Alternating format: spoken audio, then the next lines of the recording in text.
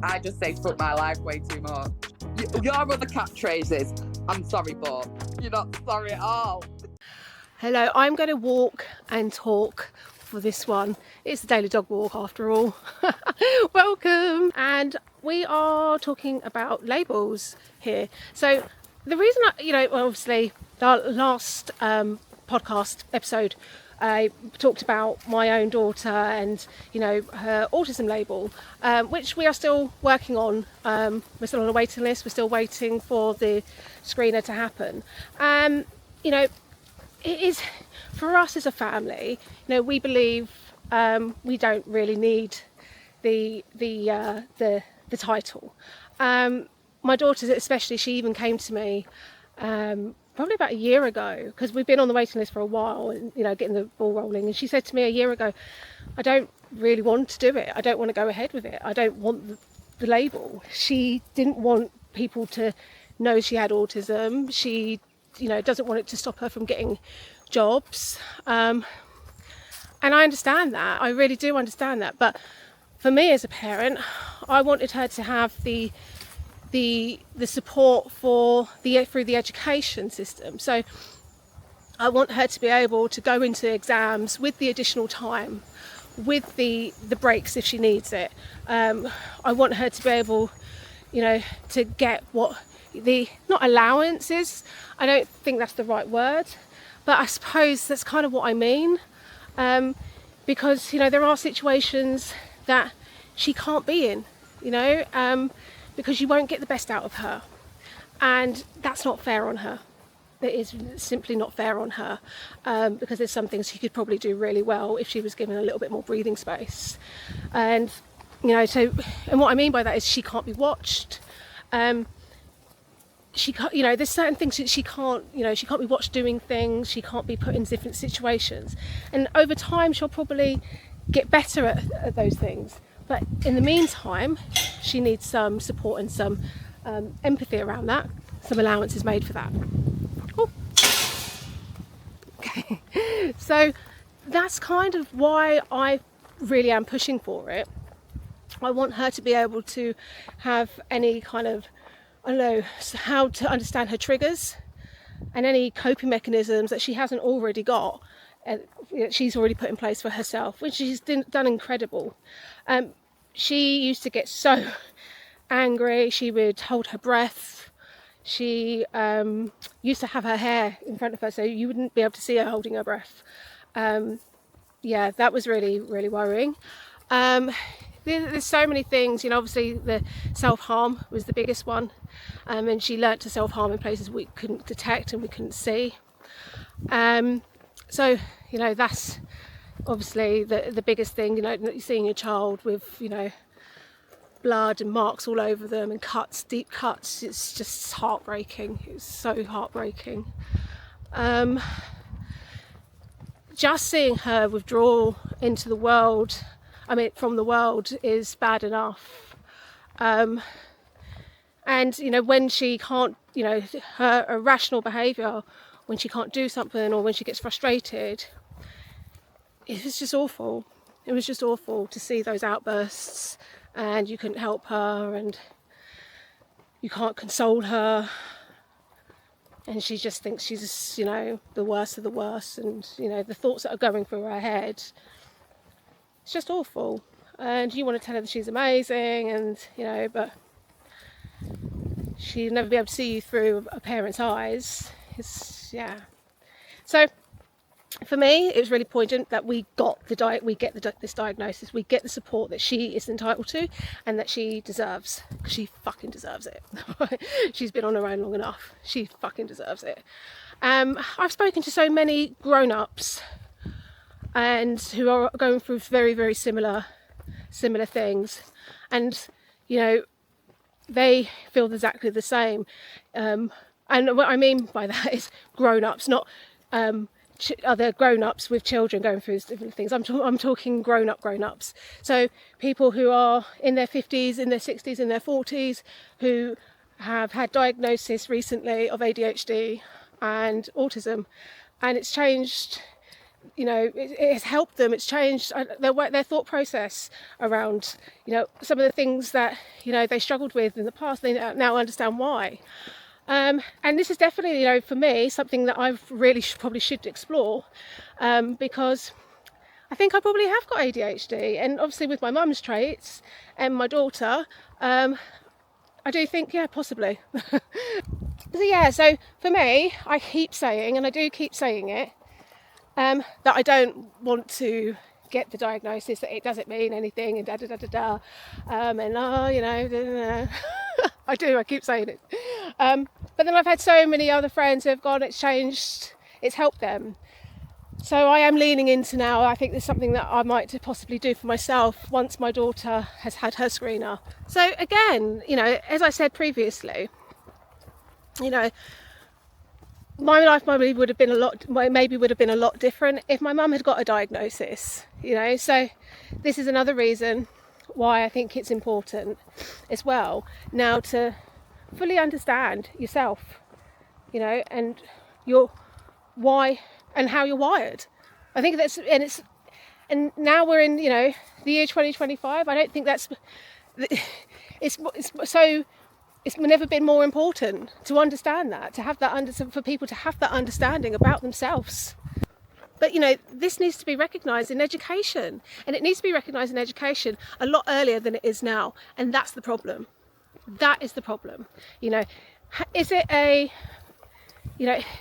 pandemic, or was it something that was already been there, but we're just a little bit more, I don't know, more alerted to the fact that we are all different, and that we're all there is a spectrum out there that we're all on, and it's really important that it's identified. And actually probably what we're identifying really is all these young people that do have anxiety, and they do have depression. Why? Get to the root cause of that. For me and for our family, it was my daughter's autism. Okay, that's what the problem was. Okay, it wasn't the problem. The problem wasn't that she wasn't going to school. Okay, that was never the problem, because that was just a reaction. Okay, that was a symptom. Okay, but we had to deal with the problem. The problem isn't her going to school. So we're not sitting in a room discussing that. I'm not even going to I'm not discussing that. That's not the action here that we're going to take. The action we're going to take is we're going to try to identify why she doesn't want to go to school. Okay, so let's identify that problem. Okay? And that is the approach that I've had. Okay, is you know, and if that's how the education system, if we all came into the education system with that screener, with some kind of screener to identify, you know, what kind of support do we need, then we can cater our schooling, can't we? We can manage, we can prepare people for the world properly, and we can then put a proper school program. Then we can build school programs specifically for those needs. So yeah, we all know that the school system is flawed, and as you know, I work in education and further education, so you know, I have a lot of dealings with people that have already been failed by the education system. And you know, sometimes we think, well, what are we supposed to do with these students when they've already been through the school? They've all, you know, and we get a very short period of time to support these children, you know, and if you know, and they've already come out of a system that has failed them. So yeah, you know, I think, you know, we have to put these two hand in hand, you know, the education system and the pandemic we're facing, with all the rise in cases of, you know, children that have got autism and ADHD. But at the same time, I'm not, you know, is this where the anxiety problems stem from? Is that a separate issue? I mean, I don't know, and I'm ready to debate. I'm ready to go to town and debate on this one. I really am. When I had my mental break 5 years ago, it was really difficult because my daughter was going through her own stuff, but it wasn't recognized, it wasn't so obvious straight away because we were in COVID. She just started going through puberty, and then she started getting anxiety, and that's when she started to question her own, I don't know if it was her sexuality, but her gender. And you know, it was very clear that she was a broken little girl. And then the self-harming started, and I didn't know how to help her. So that was kind of the kickoff for me with my mental health journey. That's when I realized I wasn't well enough to kind of support her, so that I had to kind of fix myself first, really. And then there's this rise of mental health problems with young people within the UK at the moment. You noticed it when you came to work for me, didn't you? Oh God, 100%. And living it as well. I know what it's like. Honestly, them teenagers and young people live in a world that even can't even like Yeah. comprehend at that age. Do you know what I mean? Like, honestly, I can't even begin to tell you how much our family home changed when the kids started going like online a lot with the friends gaming Mm, and getting Instagram. Because I yeah. mean, this is going back to like I don't know, like this is going back 11, 12 years now. Do Yeah. you know what I Yeah. mean? And all that stuff was still relatively new, and then all of a sudden, like, the boys are all falling out with each other and rage quitting, and they're like steam's coming out their ears, and they're slamming remotes about and like Hmm. kicking people out of groups and setting up chats because so and so keeps killing them. Do you know what I mean? And this, that, and the other. And then the Instagram stuff, the group chats and that's all of a sudden just started out of nowhere on Instagram. Yeah. They were just vile, and there was Yeah. tears, and there was like feeling out of place. And then there was them behaving the way that they'd been upset by other people and turning into They were like mean mirroring. girls at points. Do you know what Yeah. They started I mirroring that mean? behaviour. Yeah, So, just yeah. like and like that, never getting a break, right? It just, they went from like chills, reading the books Hmm. before bed, watching TV with us, this, that, and the other, to all of a sudden Yeah. didn't see him. And then you'd find out like 2 or 3 days later there'd been this like big kick off, and she's fallen out with all her mates, and someone said this, and this, that, the other, she said this. Yeah. Do you know what I mean? And Yeah. like the tears and the stress and the anxiety about going to school the next day because something had happened the night before on the Hmm. group chat. Like, wow. Yeah. But we Yeah. didn't have no one really to speak to too much to a level about it, because there weren't that many generations before them that had access to iPhones and stuff, because they didn't exist at that Yeah. age. Do Yeah. you know what I'm saying? There were some of the first ones to hit them sort of years, and iPhones exist. So Yeah. all of a sudden they're This at was new like 10 problems, and 10 new and parenting. 11, Yeah. 10 and 11 wanting Instagram, Yeah. and all the mates have got it, and then Snapchat become invented, and like, Mm, wow, wow, wow, yeah. wow, that got popular. And then it was like the psychological drama for the girls as they got older, around the boyfriends turning the snap maps off and the locations, and then girls would be putting themselves in the same locations as the guys, constantly just staring at the snap maps and the locations to find out where people were, where they said they were going to be, and turning theirs off There's because they loads want of to go meet drama. So, someone. right. Oh my God, it just never ended. Yeah. I Sounds can like, remember like Caitlin used to get over 3,000 notifications a day. wow.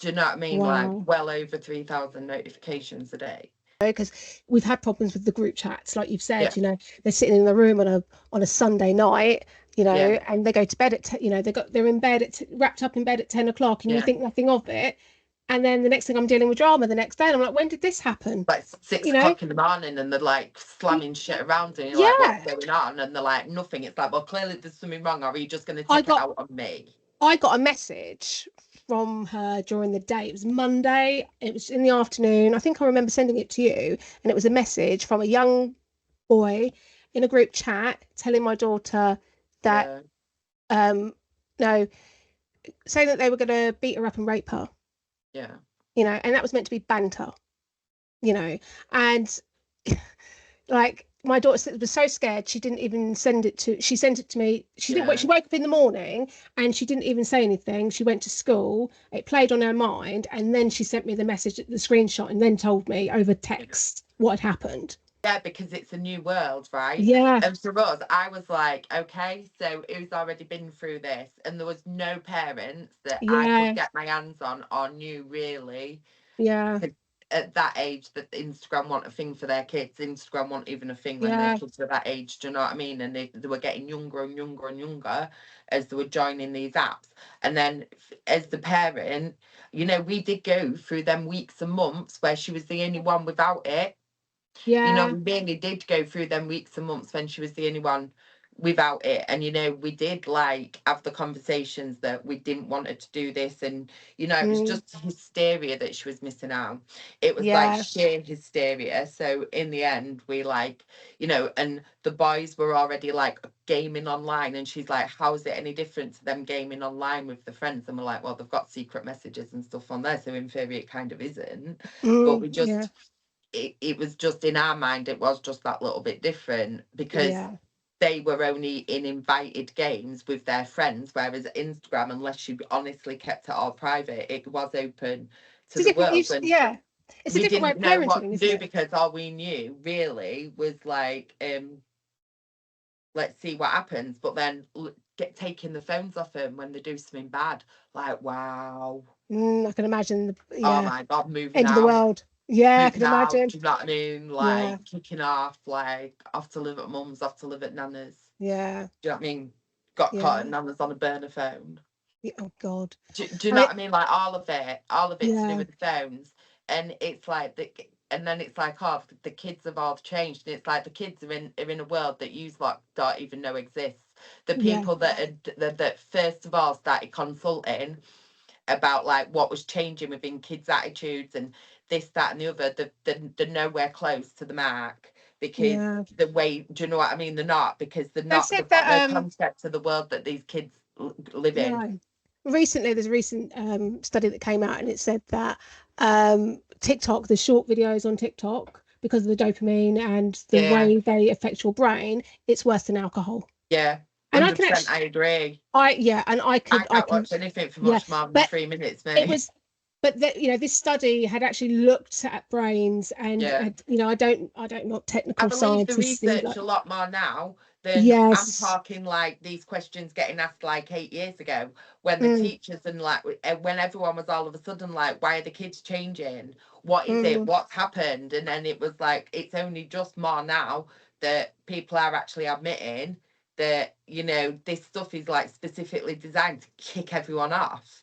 Like yeah, it is all designed to kick everybody off, and like we gave our kids access to it at 10 years old. That's without the fact that before that they were watching YouTube videos and playing this, that, and the other. yeah, But you know, at 10, 11 years old, we literally gave them access to it because it was like becoming more and more the norm, yeah, and we didn't yeah, want to be that badass. Do you know what I yeah. This is mean? And it was exactly, like, yeah, and it was like, yeah, and then it's like, you know, you have to put yourself back in that. But, you know, we did have the conversation, you know, we went to school, me and my husband went to school together. And it was like, you know, how would we have felt with our friends at the school that we went at if one of us was the only one yeah, without, and, you know, there was this big party once and he was literally the only person that wasn't allowed to go. He like missed it. And it was wild, right? And in anything like that, he goes back to 14-year-old him who missed that party. So right, then, yeah, no, all right, okay, we give it a shot at being good parents, but you know, okay, you win.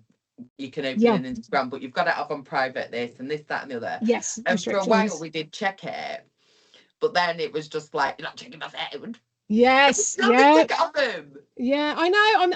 I'm there So now. I'm 100% accountable. Do you know what I mean? Like yeah. 100% accountable for it. Absolutely. This is what I was saying. I've said this as well. You know, could I have done more? Can I do more? Yeah, You know, but then it's the control thing as well, yeah, because no. my family were very controlling with me, and kind of maybe that's a little bit of my past there. I'm Yeah. trying to be a little bit too Same lenient. with I don't. him. Do you know what I mean? With the Yeah, party, it's exactly the same. But then yeah, I think we've established enough now, like you said about recent research, that they're being controlled now by a phone instead of the yeah, parents. Do you know what I mean? And it's like yeah, now they're being manipulated with time, with dopamine, with quick fixes, with quick yeah, responses. You know, yeah, everyone keeps saying, "Oh, these kids, you know, they don't want to get jobs and that." They're like, no, because in their life everything is so fast They Yes. know they're not going to be able to cope. They know Yeah. that they're not going to be able to cope. Do you know what I mean? It's, They don't want to do yeah. it. They're scared. Do you know what I mean? It's Yeah. been hard enough for them. They're already realising how fast their Yeah. life's been. Instant responses, instant pickups, instant Yeah. access to information. Do Yeah. you know You're what I meant to, mean? you're expected to get things quick these days and 100 to miles an learn hour. things and Yeah, understand everything's things. instant. Yeah, Yeah. without having time to actually grow as a person. You're just because Yeah. that it's like, oh, that you've got the access to that information, so you don't actually need to learn it, because Yeah. you can get access to that information as quick as you want, as many Yeah. times as you want, so you don't need to know it. And then Yeah. that's what they do, because they're moving on with stuff so fast all the time. Do you They think then? genuinely. But do you think then that the rise of these mental health, and there's a lot, like, I work in education. I know you've worked in education for a long time, and you know you still dip in and out of it.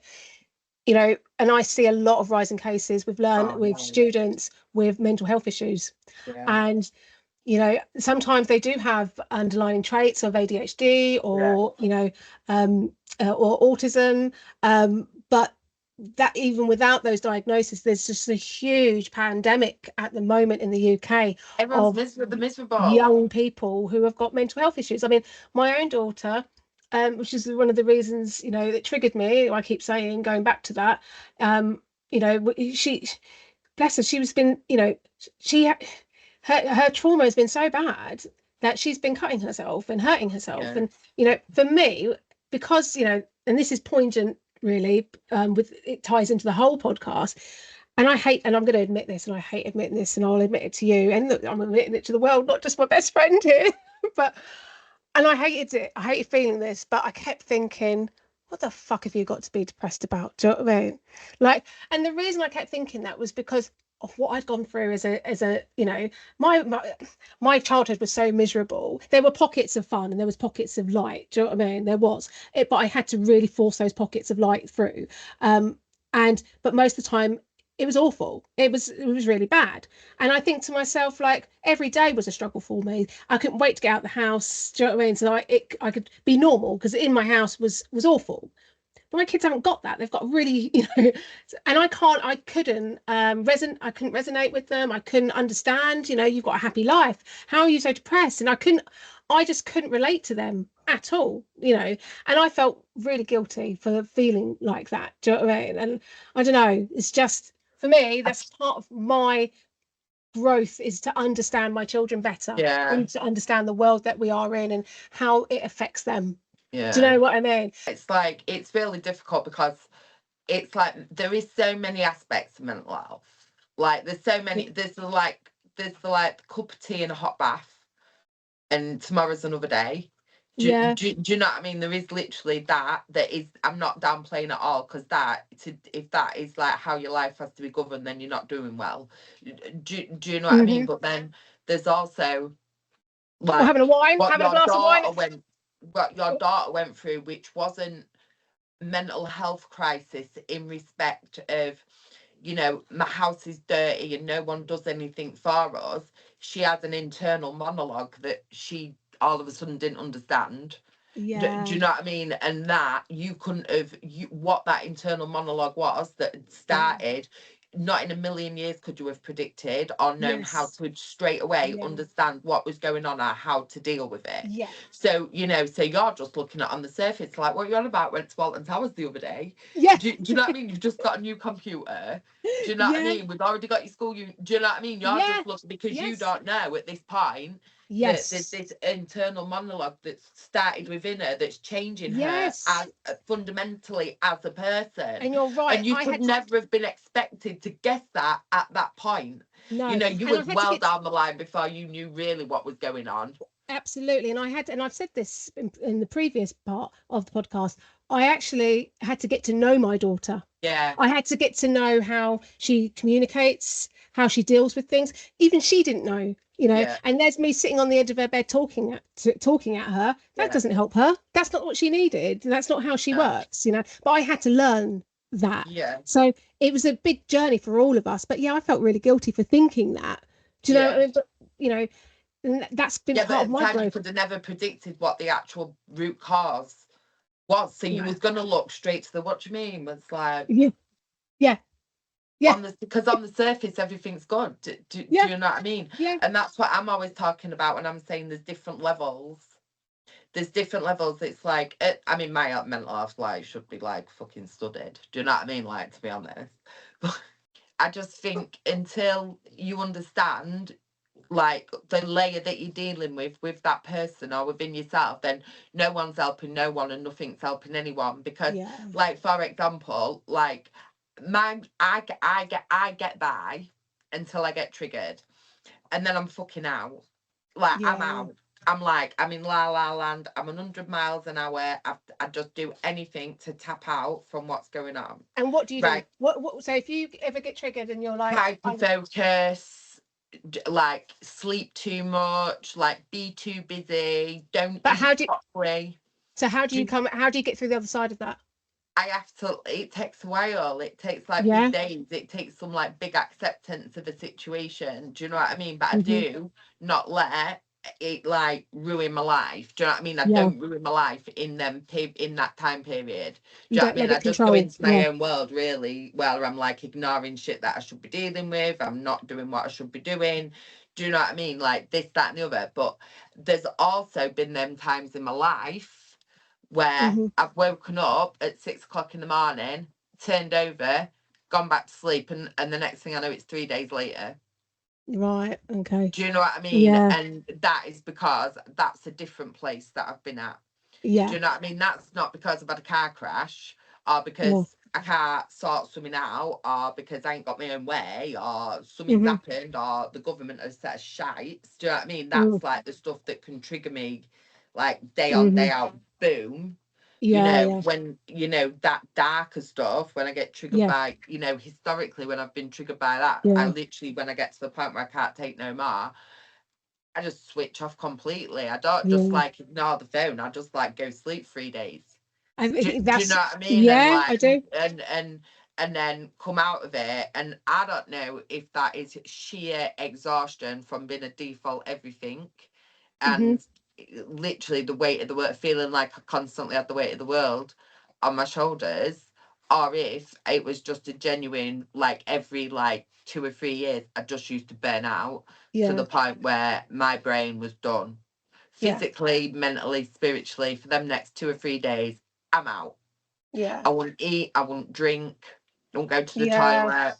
I'd wake up for moments, but literally roll back over and go to sleep, or like wander into a different bedroom and go to bed in someone else's bed and then wander back into my own bedroom 9 hours later. Do you Yeah. know what I Yeah. mean? And then like I don't know, just like tapped out completely. Yeah. So what do And you it's do now different. if you get triggered? Because I know now you're much more in a healthier place now. So Yeah. So it's harder to trigger me now. It is mm, a lot harder to trigger me now. But like if I find myself raging about little things mhm. and I need to sort my shit out, do you know what I mean? And it usually means slowing down, Yeah. doing something that I enjoy doing, I was putting about to say work to that. one side, putting everything to one side apart from the stuff that genuinely makes me Do you know, happy, but and just also usually going to the yard. I, Roaming.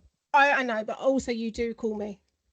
I do. You I do. am better at like, you know, Yeah. and it's not just you as well. There is a couple of other people that call Yeah. me, so I call them, Yeah. which is, and I am better at.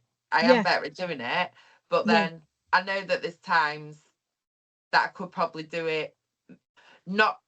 I'm good to ring and be like, oh my god, fuck my life. Guess what's just happened? Yeah. Yeah. I'm better at ringing and doing that than I am at being like, do you know what? I literally went over at 11 o'clock last night because of X, Y, and Z, or I don't know how Mhm. I feel about this, or this is going on. It's more like a blow by blow account of why my head's fucked rather than the actual feelings around it or how I Mm. feel about it. All I'm going to tell you is that I feel well fucking pissed off. I'm better at doing that But I than think I that's am good because about, that's acknowledging it. And yeah. sometimes what I never used to do was actually acknowledge the problem was a Yeah, problem see, in the I feel first this is a place. step forward Yeah. for me because, you know, all them times where I didn't acknowledge there was a problem about Yeah. anything, and there clearly was, do you know what I mean? There clearly was. Yeah. And Absolutely. so I suppose that's just my first step, and I wasn't naturally going to just turn into one of them people that rung up and had a good old chat about your feelings. And I'd Yeah. rather not. Yeah. No, I get it. because I'm the same. Like for me, I know when I get triggered. Like it's instant. I like as soon as I get triggered, I lay it on the person's door. I do. I lay it on the person's door, and this is something that I've learned. I've actually been quite good at doing it most of my life, to be honest. It's just the last 10 years I've probably not been. But since I've been getting better, I got triggered at work, for example, and I thought, you know what? I'm not sitting with this. Why should I sit with it? Nah, not sitting with this. So I dealt with it at work properly. I went to the people and told them why I was triggered and what they needed to do about it, because it's not my responsibility. That's your responsibility. You did something wrong, you know. So and left me waggled. Yeah. So and that's what I did, and then I put it on them, just like my mum, you know, just like I did with the letter, the open letter that I wrote my mum that we talked about before. That was another thing. I got triggered by my daughter's problems, and instead of sitting with that and worrying about it, and you know, I put it at that person's, you deal with that now, there's my you deal with it. So, and I got the whole podcast is triggering me. The whole every day when I record an episode of the podcast, you know, it's hard afterwards. You know, it's hard, you know, talking about it and bringing it all back up. So I talk to you. I talk to you as much as I can. I go for a run. I run, like you just said, you know, I do something that I love, you know. I've learned that, you know, I'm going to be triggered. Do you know what I mean? Of course I am. It's, you know, I've had a difficult life. Do you know what I mean? I've had a lot of things. I'm very an emotional person as well. I always wished I was one of those people that could just, you know, that water off a duck's back, but I'm not. I'm never going to be. Can't do it. Can't do it. Matters. No, it matters. I Okay. do try. Okay. I am better at being like, I don't give a fuck what anyone thinks. Yeah, like, I am so much better at that, but there's always going to be, for me, that empathic element where I do care. Do you know what I mean? And I feel comfortable like doing it my own way, and I feel comfortable doing my own thing. But there's always, I think, still going to be that part of me that deep down does mind what someone might think or say, just because I don't want anyone thinking bad about anyone, but everyone does anyway. Do you know what I mean? And it's like, people can't do right for doing wrong, and we're all like guilty of it anyway. But that's another reason I wanted us to do the podcast, because I want us to take control of that narrative. Do you know what I mean? I want us to be in control and not, you know, and be our 360. We've taken so many steps to be healthy. I think because that feeds into that, am I not enough but when you get too much, it's that fine line of like not being enough and then being too much. And it's like, because you don't really know, because you've still got your own boundaries to learn, and then it's like, okay, so but it's all a learning curve, and when you've not learned it properly, or you've not been around the right people as you've grown up, you don't learn to do that stuff until you're like way older than what you fucking should be. Like, do you know what I mean? Like way older. Like 40. I'm super happy that I can actually have this conversation, because, you know, when we were in the midst of all of this, you know, we were just crying every day. Me and my daughter sitting in the car park outside the school, just crying every day nearly, you know, or just crying. It's been, you know, it's tough, and it's not. Our family is not unique. It's not unique. We're all going through some kind of struggle, but, you know, we need to understand, you know, our young people. That's what it comes down to. We need to see them. Remember how I wasn't seen? Yeah, it's a problem, isn't it? Okay, you can't just. They're not a statistic. They're not a number on a spreadsheet. These are people. You know, they've got aspirations. You know, they've got dreams too. And if they're feeling that the fact that they, you know, that's sad and depressed about life, when they haven't, you know, when they're 10, 11, that they want to hurt and harm themselves, what fucking kind of world have we built for them? What kind of world have we built for them? And, you know, it's not just my responsibility. It isn't just my responsibility. Yeah, I'm their mother and I'll keep them safe. This is the world, and it's our responsibility as the people in this world to make a fucking difference. And that's why I was so depressed myself, because I was in no position to do that over the last 5 years. But guess what? I found my voice now. And now I'm going to speak up. Now I've got something to say. And I'm not alone. I keep saying that. So prove me right. Let me know. Tell me your story. I really want to hear. Okay. Even if you've gone through the other side of this, and what's your take? Why do you think we have so many depressed and anxiety-ridden children in the UK or across the world? Let us know. All right. Enjoying the debate. I just say fuck my life way too much. Your other catchphrases, I'm sorry, but you're not sorry at all. Not sorry, no, not sorry. That was polite.